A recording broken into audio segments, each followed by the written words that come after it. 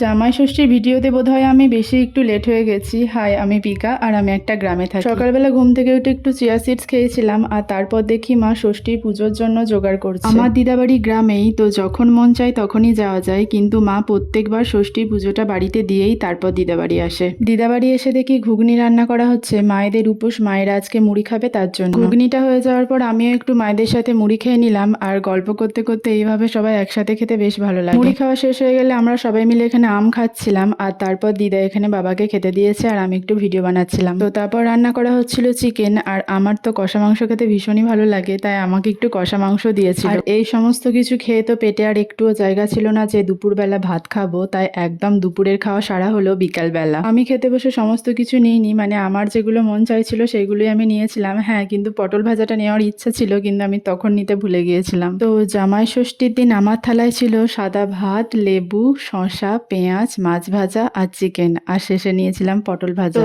এই ছিল আজকের ভিডিওটা কেমন লাগলো কমেন্টে অবশ্যই জানিও।